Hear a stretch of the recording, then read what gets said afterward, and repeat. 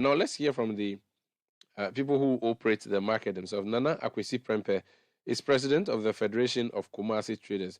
Mr. Prempeh, you're welcome to Eyewitness News. The fire service has begun investigations, but we are told that people were not necessarily adhering to the rules of the fire service. So, one, the market itself didn't have a fire certificate. Two, someone was cooking when he's not supposed to do that. What do you make of these two things? It appears that the problem is self-made. Thank you very much, and thanks for having me. Good evening to our listeners as well. I would like first to speak to the interview that we had the Regional Fire Commander. I would say bluntly that they failed us because I am privy to a letter that they wrote, instances of letter that they've written to the management, reminding them of what they, the fire personnel, expect management of the facility to do before they will renew their the fire certificate for them. And some the letters, with your permission, dated from they wrote the first one as far back as September 30th, 2021. There was a follow-up letter in October 18th, 2022, and then 14th January 2022, and then the last one they wrote to the management was the beginning of this year, dated 10th January 2023. So since September 2021, yes, fire service have reminded the management of the facility what they were expecting them to do within the market as part of the firefighting system in the market. And even the last paragraph, sorry, you don't have a copy of the letter, I will forward it to your producers. The last paragraph of the letter, the page, look, those things that they were expecting, that at point 4, you have been notified about the above as per letters numbered DF7 /29/A1/9, dated 30th September 2021, and the other letter. You are at the point 5. You are hereby notified that fire certificate shall not be renewed unless steps have been taken to improve the following conditions of safety on the premises. And they enumerated 4 things that the management of the facility had to do before they will renew the fire certificate. Please list the 4 things. One, they had recommended submit updated plan following the additional stores and spaces that have been added to the premises. 2, replace couplings or provide adapters for the couplings. 5, fix the main valve that supply water to the property protection equipment, such as hydrant, hose reel, and sprinklers. Then D, fix the early detections and warning system, such as control panel, call point, and sounders.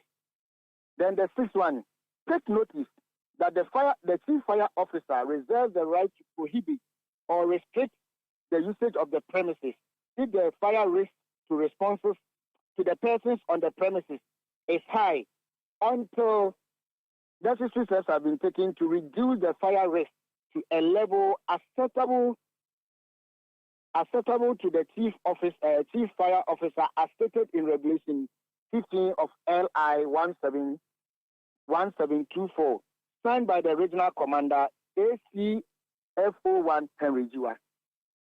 Which means that the fire service saw the problem and tried to prevent it, but it did not act timeously, or it did not. As far back as 20th September 2021. If you, the traders, knew about this, why didn't you pack shop? I mean, you could have also moved away. That would have forced the owner of the facility, or at least even insisted that they go to do what they had to do.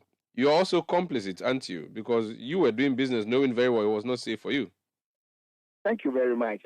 This letter was not written to the traders. It was written to the management. So it was coincidentally, we had the opportunity to have access to the letter just about a fortnight ago. And when we received this letter, we confronted the management. That even made us to come out to tell the management that, so of all the monies that they took from us in 2022 to renew the insurance premium of the facility, where are those money? Because per the letter from the Ghana National Fire Service, it means that since the facility doesn't have a valid fire certificate, there was no way they could have renewed the insurance policy of the facility. So we had the opportunity to say same before the Honorable Local Government Minister when he met traders at the Michelin Hotel about a month ago. We had informed the local government minister about this very issue as well. I see. So the complaint has gone as high up as it can, and yet we still saw the problem that we saw. Moving forward, how are you going to deal with the management of this institution or this facility? Is it a government or state property, or is it a private business that has been given to someone to manage for and on behalf of the traders there? It's a state property. So it's run by the government? Yes, because after the completion of the project, they made us to understand that the local government ministry, the finance ministry, and the Kumasi Metropolitan Assembly have set up a special purpose vehicle. And as part of that special purpose vehicle, they've incorporated the Kumasi Citi Market as a limited liability company. And they have their board and then the management who are running the facility. And they are doing this. They are doing this under the Metropolitan Assembly. So, which means the Metropolitan Assembly would also take blame for what happened. The chief executive of the Metropolitan Assembly happens to be the board chairman of the Kumasi Citi Market Limited, with representation from the local government ministry, the finance ministry, and then the traditional authorities. They all have reps on the board. The fire service says is going to do an investigation. Would you give any information to them, or you reckon they already know what the problem was, and so there's really nothing to investigate?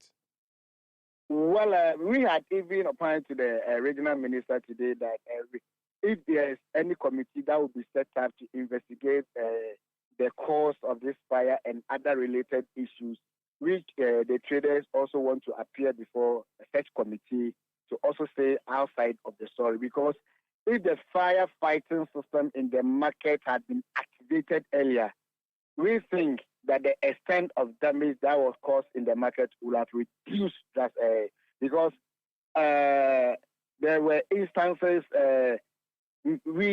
some of the traders who were nearby the block that the fire started had wanted to use the nearby water hydrant there. There was no flow of water. Apparently, they have locked up the water at the administrative side where the high pressure pump was. There was no any alarm warning system to forewarn the traders. There was no smoke detector to warn the traders that there is an looming danger. There are so many things that we have to say before the committee, if so be. Now that the market has been closed, what happens to the traders? What alternative places are there for you, Paul? Well, yesterday night, before we left the scene around 9, there was a consultation between the fire personnel, the management, and with the leadership that the market was to be closed from today 6 a.m. to 12 p.m. for the fire personnel to assess the situation. So today, after the regional minister came with the members of the research to inspire, he proposed that if it will be possible, the market should be closed down maybe for 3 days for them to assess the situation. So we were there. We came to sit down, deliberated with the management. We saw the wisdom in it. We agreed to tell our members that indeed we support the idea that the market should be closed down so that the affected area, the authorities can do structural integrity tests on that portion of the area, whereas the other areas, because Kejetia, as it was constructed, most of the utilities there were centralized. So they told us that they have to take inventory of those areas to see that the main burden that was not affected will be, we can use it. So we all agreed with the security agencies and the management that we will comply with them and wait till Monday when the market will officially be open once again. Thank you so much for speaking to us. That's Nana Akwasi Prempeh. He's president of the Federation of Kumasi Traders.